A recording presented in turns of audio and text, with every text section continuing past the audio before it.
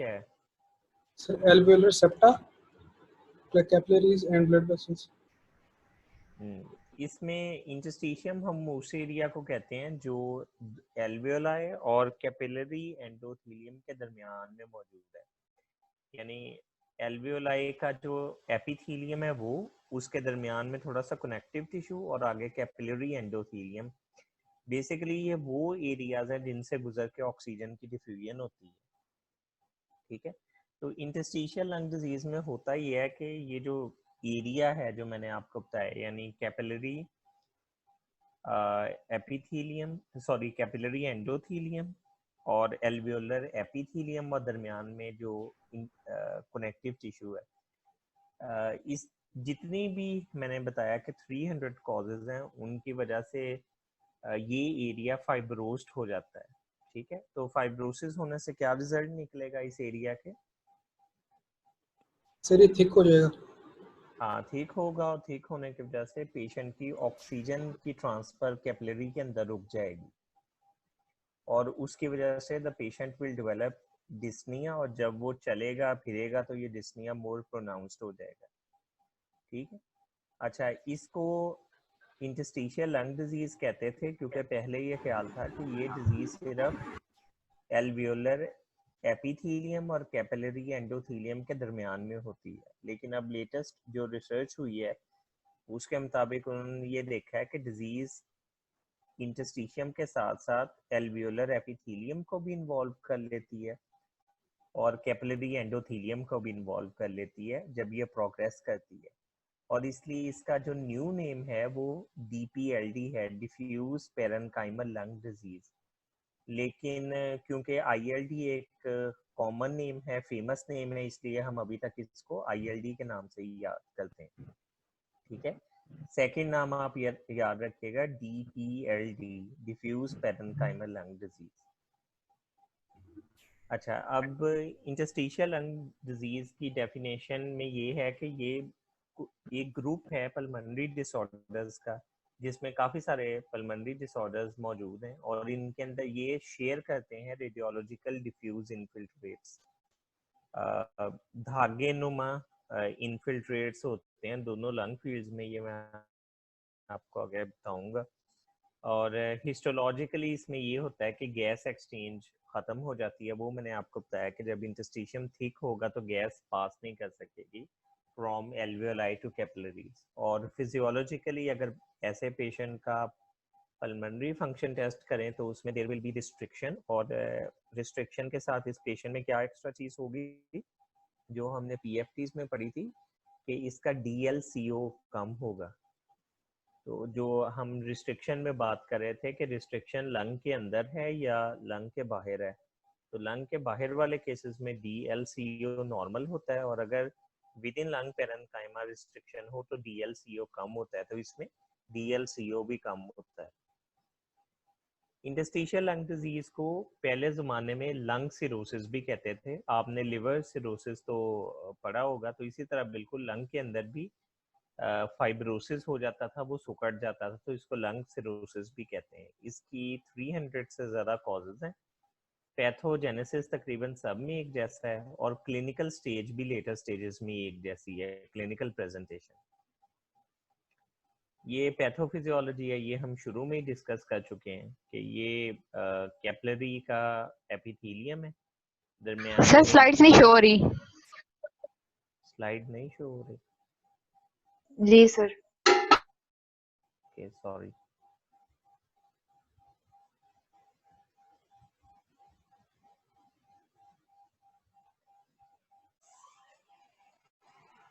जी sir.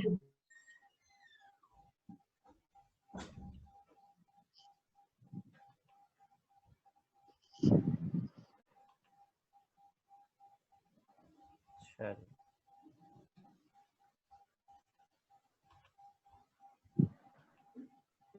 Okay, ठीक है जी, ये इसका सारा हो गया। और ये मैंने 3 चीज़ें बताई थी कि रेडियोलॉजिकली सब के अंदर, लंग्स के अंदर इनफिल्ट्रेट्स होंगे, और हिस्टोलॉजिकली इसमें ऑक्सीजनेशन की एक्सचेंज पुअर होगी, और फिजियोलॉजिकली इसमें रिस्ट्रिक्टिव लंग डिफेक्ट होगा और साथ में DLCO भी कम होगी। और ये मैंने बता दिया था। अब ये पिक्चर देख सकते हैं आप? Yes sir. हाँ, तो ये मैं बता रहा था कि इसमें ये कैपिलरी की सॉरी एल्वियोलर एपिथेलियम है और इसके दरमियान में इंटरस्टिशियम है और ये कैपिलरी एंडोथेलियम है। पहले ये कॉन्सेप्ट था कि सिर्फ ये दरमियानी एरिया फाइब्रोस्ड होता है, फिर अब उन्होंने जब हिस्टोपैथोलॉजी की तो ये कैपिलरी एपिथेलियम और alveolar endothelium all are involve, तो इसलिए इसका नाम डिफ्यूज पेरेन्काइमल लंग डिजीज रखा गया। और ये एल्वियोलाई हैं, इसके अंदर से ऑक्सीजन कैपिलरीज के अंदर नहीं जा सकेगी, जिसकी वजह से पेशेंट को डिस्निया होगा। इंटरस्टिशियम का ये मैंने आपको बता दिया कि इन्फ्लेमेशन है which is limited to area between alveolar epithelium and capillary endothelial basement membranes। तो लेकिन क्योंकि इन्वॉल्वमेंट ये बाद में एल्वियोलर एपिथेलियम की भी कर सकती है और पल्मोनरी कैपिलरी एंडोथेलियम की भी कर सकती है और बाद में एक्सटेंड हो सकती है, तो इसलिए इसको डिफ्यूज पेरेन्काइमल लंग डिजीज भी कहते हैं। अच्छा, ये इसकी क्लासिफिकेशन है। इसकी बहुत सारे क्लासिफिकेशन के तरीके हैं, जो हम यूज़ करते हैं वो ये वाला है। इसमें यह है कि अगर इंटरस्टिशियल लंग डिजीज़ की इटियोलॉजी नोन हो तो उसका एक अलग ग्रुप है, और अगर इटियोलॉजी अननोन हो तो हम उसको इडियोपैथिक कहते हैं। तो अननोन जो इटियोलॉजी में आप ये सारी पिक्चर देख रहे हैं, इसमें आपने जो मेन चीज़ याद रखने वाली है वो this is IPF। IPF stands for idiopathic pulmonary fibrosis, यानी लंग के अंदर फाइब्रोसिस हो रहा है लेकिन इसकी कोई कॉज नहीं मिल रही। by far this is the most common जो डिजीज है इन अननोन इटियोलॉजी ग्रुप, इस सारे ग्रुप में, जिसमें IPF भी है, नॉन IPF है, AIP है, LIP है, NSIP है। इन तमाम के अंदर थोड़ा सा हिस्टोलॉजिकल डिफरेंस होता है, अदरवाइज क्लिनिकल सिम्टम सेम होते हैं। लेकिन इस ग्रुप में अगर हिस्टोपैथोलॉजिकली देखा जाए तो इडियोपैथिक पल्मोनरी फाइब्रोसिस सबसे कॉमन है। और सेकंड नंबर पे अननोन इटियोलॉजी में जो दूसरा ज़्यादा कॉमन है, that is sarcoidosis. Sarcoidosis is a systemic disorder, it is a granulomatous disorder, और ये बिल्कुल ट्यूबरक्लोसिस की तरह है। फ़र्क सिर्फ ये है कि ट्यूबरक्लोसिस में केजिएटिंग ग्रैनुलोमा होता है और सार्कोइडोसिस में नॉन केजिएटिंग ग्रैनुलोमा होता है। ठीक है, ये चीज़ याद रहेगी आपको? Yes sir. ठीक है, सार्कोइडोसिस ट्यूबरक्लोसिस की तरह लंग्स को इन्वॉल्व कर सकती है, ब्रेन को इन्वॉल्व कर सकती है, इसके अलावा ये लिवर को इन्वॉल्व कर सकती है, हार्ट को इन्वॉल्व कर सकती है, जस्ट लाइक ट्यूबरक्लोसिस। सिर्फ इनका फर्क क्या है? क्लिनिकल फीचर्स का फर्क है, number 1। Number 2 is sarcoidosis is non contagious as compare to tuberculosis. और नंबर 3, हिस्टोपैथोलॉजिकली दोनों में ग्रैनुलोमास बनते हैं। ट्यूबरक्लोसिस में केजिएटिंग ग्रैनुलोमा बनता है और सार्कोइडोसिस में नॉन केजिएटिंग बनता है। कोई बता सकता है कि नॉन केजिएटिंग ग्रैनुलोमा की और क्या-क्या कॉजेज हैं?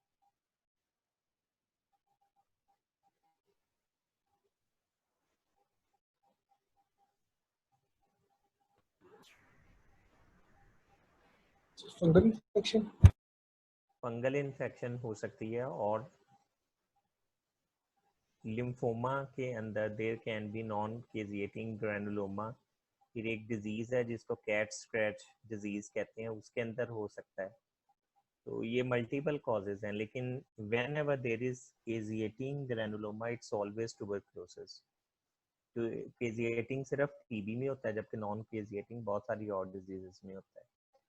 अगर इंटरस्टिशियल लंग डिजीज की नोन इटियोलॉजी में देखें तो उसमें कुछ स्मोकिंग से रिलेटेड है, कुछ इनऑर्गेनिक एक्सपोजर से रिलेटेड है जैसे एस्बेस्टोस, इसके अलावा silica, hard metals, coal dust, और ऑर्गेनिक एक्सपोजर में birds, hay, mould and microbacteria. Basically ये इनऑर्गेनिक एक्सपोजर और ऑर्गेनिक एक्सपोजर कि जो कॉजेज हैं, ये आपका वही वाला लेक्चर है जो मैं आपको इन्वायरमेंटल लंग डिजीज या ऑक्यूपेशनल लंग डिजीज के हवाले से पढ़ाना था, but basically they come under interstitial lung disease.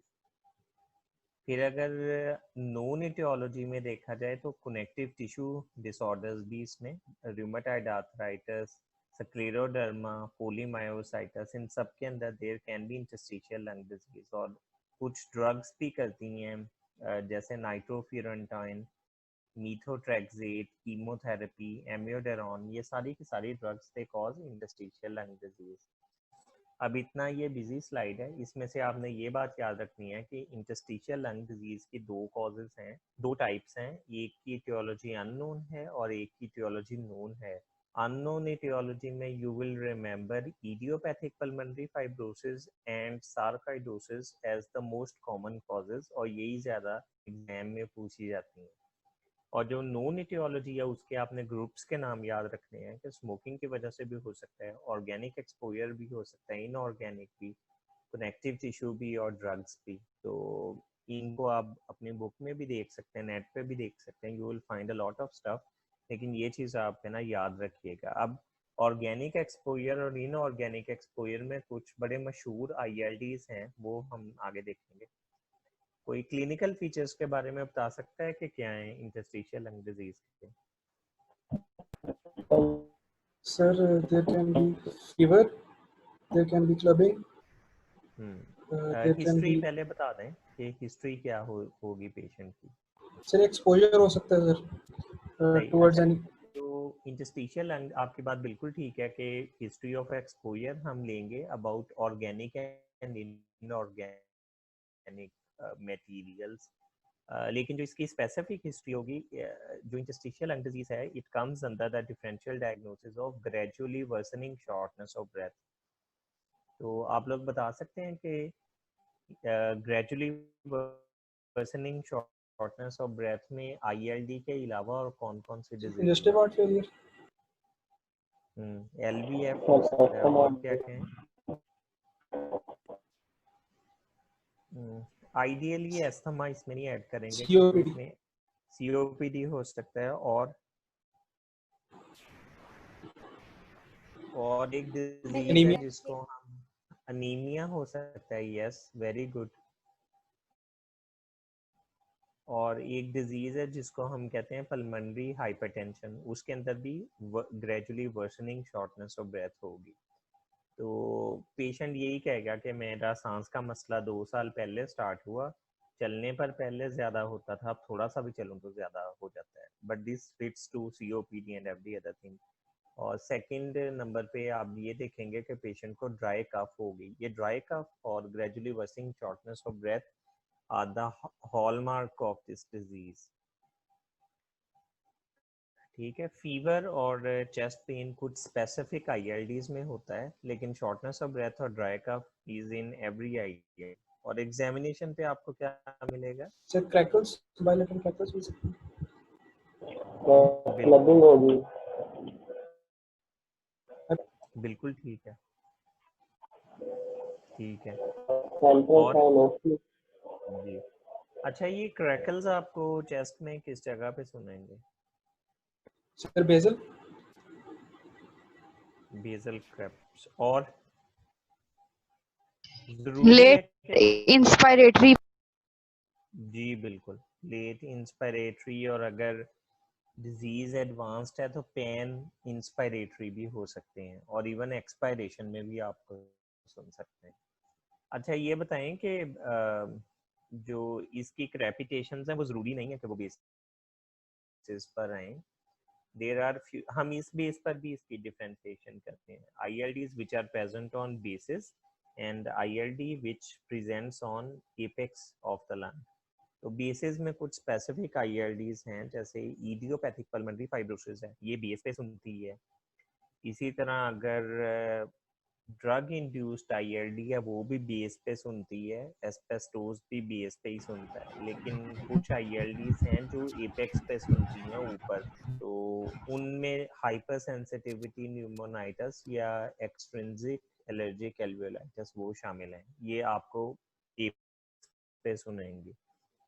तो इट्स नॉट वेरी मतलब कोई ज़रूरी नहीं है कि आपको बेस पर ही क्रैप सुने। अच्छा, ये मैंने टर्म लिखी, क्या मतलब है?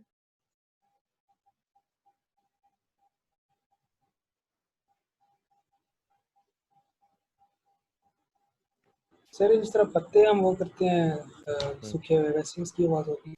सही। वेलक्रो में आपने देखा होगा छोटे बच्चे ना जो स्कूल गोइंग एज में होते हैं, उनके शूज के ऊपर वो लगे होते हैं, स्ट्रैप है ना, पेस्ट हो जाता है, जब वो उतारते हैं ना तो कड़कड़ की आवाज आती है, तो उसको वेलक्रो कहते हैं। अक्सर स्कूल बैग्स भी इस तरह जुड़ते हैं और बच्चों के ना शूज को भी इसी तरह जोड़ा जाता है।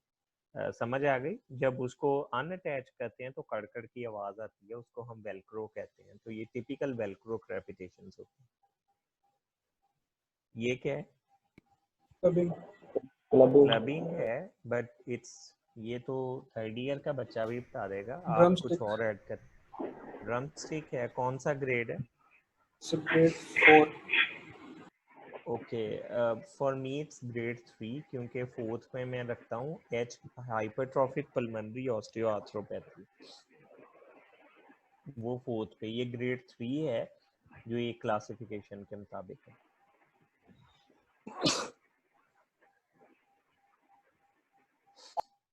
ओके, ये कौन सा साइन देख रहे हैं आप? Shamrock's windows. हाँ, शैमरॉथ साइन हम देख रहे हैं टू चेक क्रबिंग। और अगर नॉर्मल बंदे में ये एक डायमंड शेप एरिया नजर आता है बिटवीन टू नेल बेड्स, लेकिन क्लबिंग वाले में ये एरिया नहीं नजर आता, तो इसको शैमरॉथ साइन कहते हैं। जो क्लिनिकली भी हम काफी वो करवाते हैं। कि ये क्या साइन है?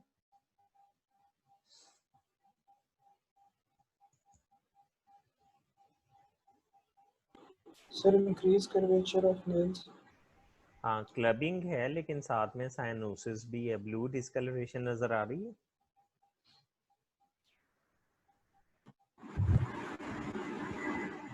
ठीक है, ये भी साइनोसिस है।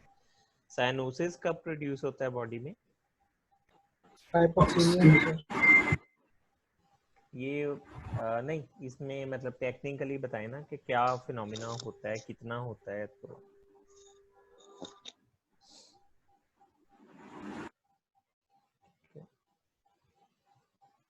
इसमें ये है कि डीऑक्सीजनेटेड जो हीमोग्लोबिन है ना, वो आपको नजर आती जब ब्लड के अंदर ज्यादा हो जाती है, मोर देन 5% से ज्यादा, तो तब साइनोसिस है ना वो डेवलप होता है। नॉर्मली ये सिर्फ 2 to 3% तक ही होती है। कि डायग्नोसिस अगर आपने करना हो तो सबसे पहले हिस्ट्री आप देखेंगे। अच्छा, अगर हिस्ट्री में देखा जाए तो इडियोपैथिक पल्मोनरी फाइब्रोसिस जो आइट्रोजेनिक के ग्रुप में थी, उसमें 60 ईयर्स की एज में डेवलप होती है। इससे कम में बहुत कम डेवलप, यानी 55-60 की एज में डेवलप होती है। कनेक्टिव टिश्यू से रिलेटेड जो आईएलडी है, ये यंगर एज में होती है। इसी तरह फीमेल्स के अंदर कनेक्टिव टिश्यू आईएलडी जो है वो ज़्यादा होती है, और आईपीएफ भी फीमेल्स में थोड़ा ज़्यादा होता है। स्मोकिंग रिलेटेड आईएलडी मेल्स के अंदर ज़्यादा होती है। और बाकी हिस्ट्री ऑफ एक्सपोजर्स आपने ज़रूर लेनी है। तो क्या क्या क्वेश्चन आप कर सकते हैं for history of exposure? Occupation sir उसका पूछ सकते हैं।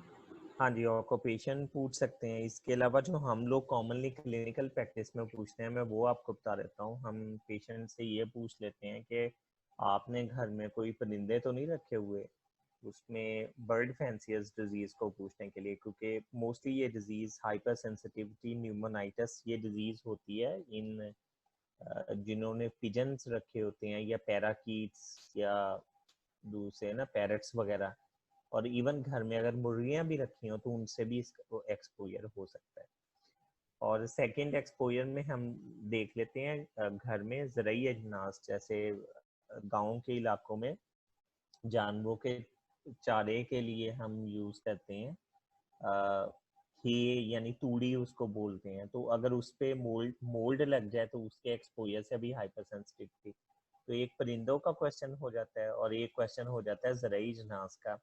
इसके अलावा हम पूछ लेते हैं कि घर के आसपास कोई कॉटन फैक्ट्री या इस तरह का तो नहीं है, तो ये 2-3 सवाल हम पूछ लेते हैं।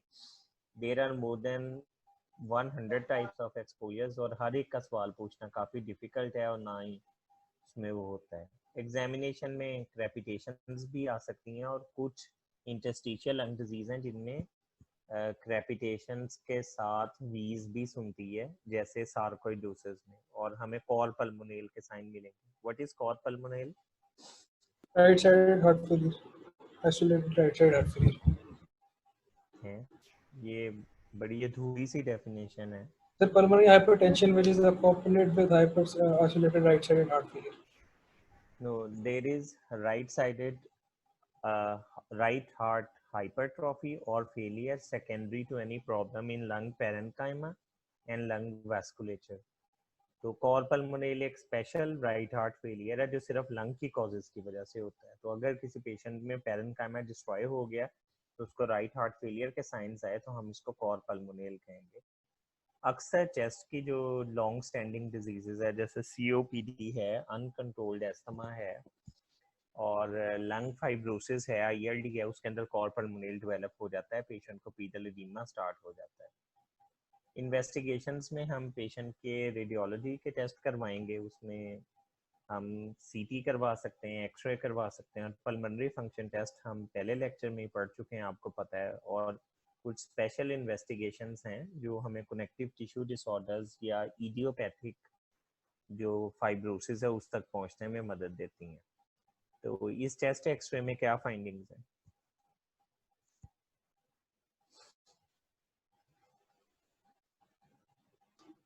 So diffuse bilateral reticular opacities. Okay, आपकी बात बिल्कुल ठीक है, थोड़ा सा इसमें है, there are diffuse bilateral reticulations not opacities. ठीक है, रेटिकुलर शेडोज हैं और ना सिर्फ रेटिकुलर हैं बल्कि नोड्यूलर्स भी हैं। नोड्यूल किसे कहते हैं? जहां दो धागे ये जो रेटिक्स एक दूसरे को क्रॉस करते हैं, जिस जगह पे क्रॉस करते हैं वहां एक बीड बन जाती है, उसको हम नोड्यूल कहते हैं। तो we commonly use the term reticulo nodular. समझ आ गई इस चीज की कि नोड्यूल कैसे बनता है? Yes, sir.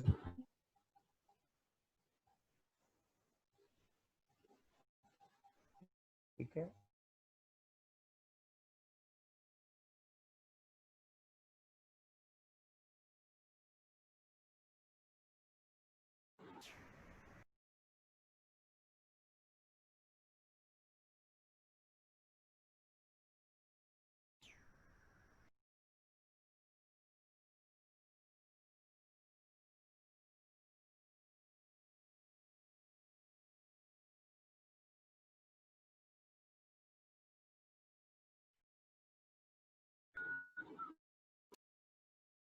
Hello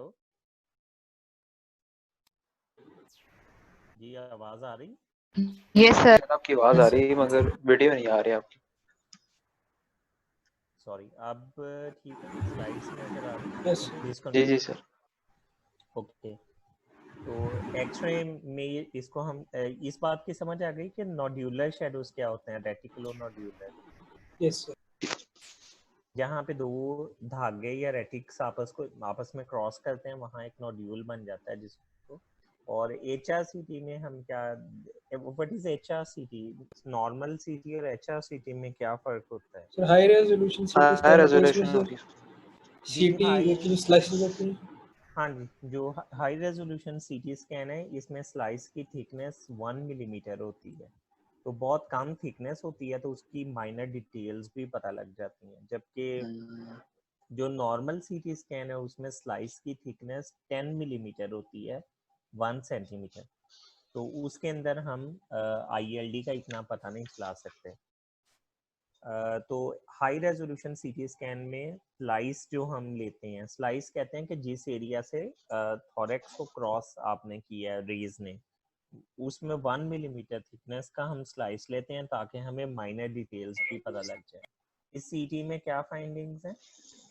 honeycombing. Okay, what is Honey combing? Sir जो स्पेसिस होती हैं, स्पेसिस में उनकी साइज उनका बढ़ जाता है, इसकी वजह से वो हनीकॉम्ब अपीयरेंस होता है। ओके, हनी कॉम्बिंग कहते हैं इसकी शहद की मक्खियों का जो छत्ता है ना, उसको कहते हैं हनी कॉम्ब। तो इसमें आप देखें कि ये बिल्कुल वैसे ही ये गोल गोल दायरे एक दूसरे के ऊपर बने हैं। ठीक है, ये चीज याद रहे।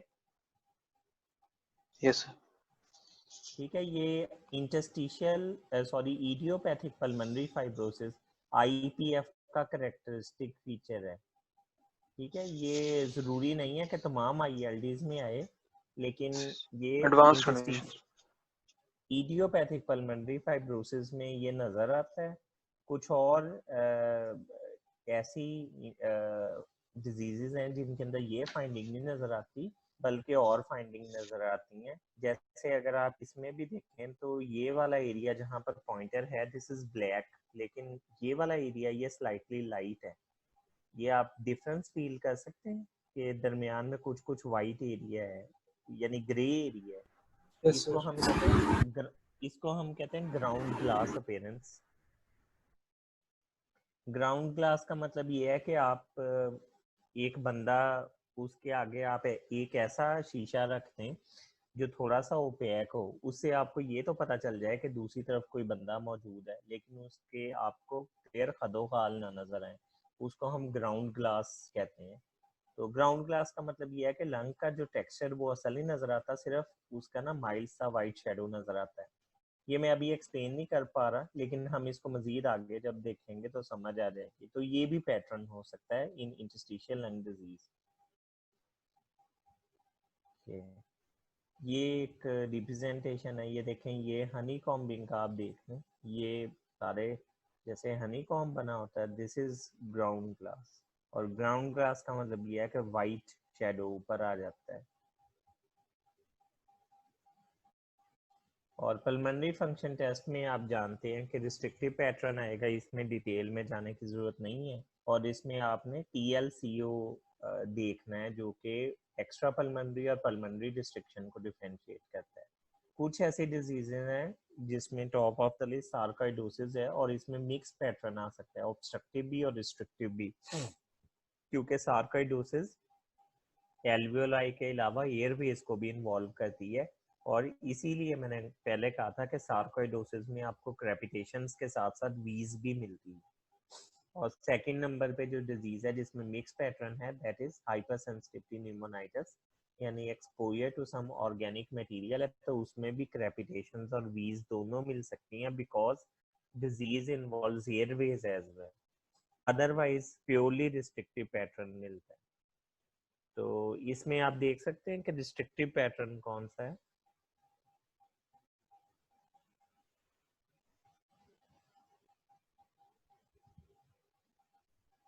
ये लास्ट वन है इसमें इसमें शेप है ना, वो तकरीबन वही है जो ये वाली है, बस ये थोड़ा सा श्रिंक हो गया है। तो दिस इज रिस्ट्रिक्टिव डिजीज का जो ग्राफ है, ये हमने फ्लो वॉल्यूम लूप पढ़ा था।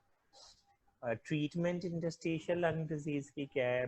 फर्स्ट ऑफ ऑल ये कि हमने पेशेंट को जो एक्सपोजर है, अगर कोई हो रहा है तो हमने उससे दूर करना है। हमने पेशेंट को वेट लॉस एडवाइस करना है, एक्सरसाइज का कहना है, और अगर स्मोकिंग कर रहा है तो उससे रोकना है। ये सारी कंजर्वेटिव मैनेजमेंट हुई। मेडिकल मैनेजमेंट की तरफ आए तो हम ऑक्सीजन दे सकते हैं, स्टीरॉइड्स दे सकते हैं, और ऐसी ड्रग्स दे सकते हैं जिनके अंदर जो फाइब्रोसिस को बढ़ने से रोकें। और सर्जिकल ट्रीटमेंट ये है कि आप लंग ट्रांसप्लांट कर दें, एक दोनों लंग्स। इस ये वाली जो डिजीज है इसमें सिंगल लंग ट्रांसप्लांट करते हैं, क्योंकि एक लंग लगाते हैं।